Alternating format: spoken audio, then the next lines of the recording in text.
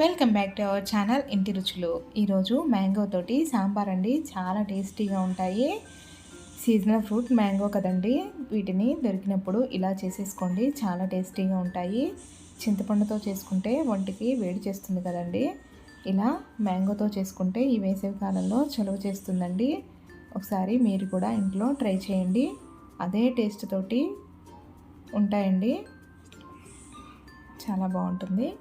ఎలా చేయాలో చూద్దాము. ముందుగా ఒక పచ్చి మామిడికాయని, పుల్లగా ఉండాలండి మామిడికాయ, ఇలా ముక్కలుగా కట్ చేసుకొని అందులోనికి ఒక పావు గ్లాస్ వాటర్ని యాడ్ చేసుకొని ఒక పావు స్పూను పసుపు, పావు స్పూన్ సాల్ట్ని వేసుకొని 10 నిమిషాలు మీడియం ఫ్లేమ్లో పెట్టుకొని ఉడికించుకుందామండి.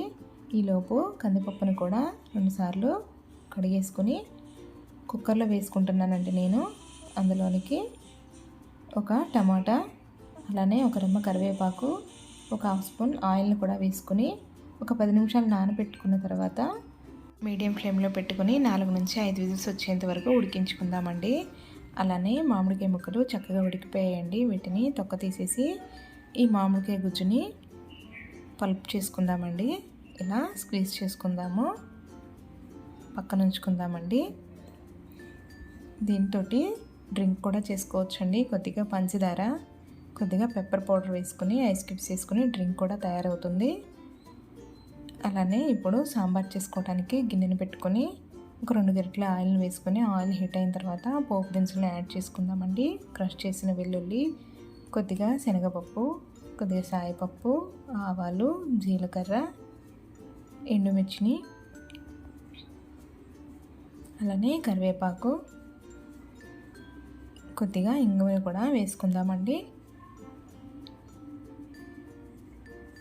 ఇప్పుడు అది ఫ్రై అయిన తర్వాత వెజిటేబుల్స్ అన్నిటిని యాడ్ చేసుకుందాము. ఆనియన్, పచ్చిమిర్చి, క్యారెట్ ముక్కలు, ములక్కాయ, 2 టమాటా ముక్కలు, అలానే ఒక బెండకాయ ముక్కలు, సొరకాయ కూడా ఉంటే వేసుకోండి. ముల్లంగిని కూడా వేసుకున్నానండి, చాలా బాగుంటుంది ముల్లంగి సాంబార్లో. ఇలా వేసుకున్న తర్వాత ఇందులోనికి ముక్కలు మగ్గించడానికి హాఫ్ స్పూన్ పసుపు, అలానే ఈ ముక్కలకి సరిపడా సాల్ట్ని కూడా వేసుకొని బాగా ఉడికించుకుందామండి.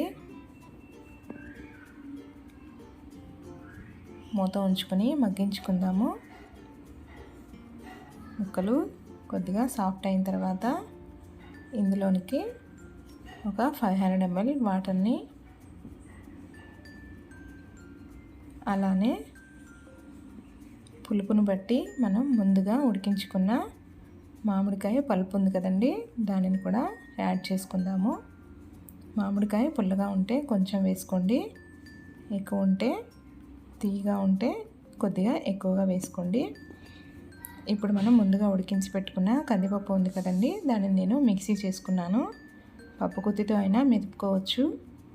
ఇలా మిక్సీ చేసుకోవడం వల్ల పైన సాంబార్ ఎలా ఉంటుందో అడుక్కెళ్ళేంత వరకు అలాగే ఉంటుందండి సాంబారు. నేను అందుకని మిక్సీ చేసుకున్నాను. ఇలా పప్పును వేసేసిన తర్వాత మనకి ఎంత సాంబార్ అయితే అవసరమో ఆ చిక్కదనాన్ని బట్టి వాటర్ని యాడ్ చేసుకోండి. ఇలా యాడ్ చేసుకున్న తర్వాత ఇందులోనికి ఒక స్పూన్ కారం, అలానే కొత్తిమీర కాడలు,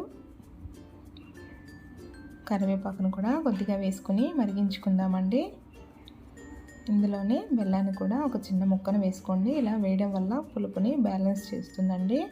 ఇష్టం లేని వాళ్ళు స్కిప్ చేసేయచ్చు, కానీ టేస్ట్ బాగుంటుందండి. ఇలా బాగా మరిగించుకుందామండి సాంబార్ని. మరిగేటప్పుడు ఒక 2 స్పూన్ల సాంబార్ పౌడర్ని వేస్తున్నాను.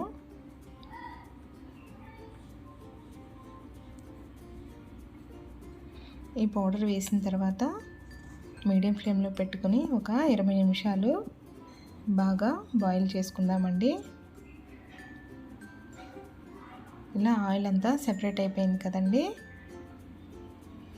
బాగా మరిగిపోయాయి. ఇప్పుడు స్టవ్ ఆఫ్ చేసేసుకుని సర్వింగ్ బౌల్లోకి తీసేసుకుందాము. ఎంతో టేస్టీగా, కొంచెం వెరైటీగా, త్వరగా అయిపోతుందండి సాంబార్ కూడా. అప్పడంతో కానీ ఫ్రైతో కానీ సర్వ్ చేసుకుంటే నాన్ వెజ్ల కన్నా చాలా బాగుంటాయండి. ఒంటికి చలువ కూడా చేస్తాయి.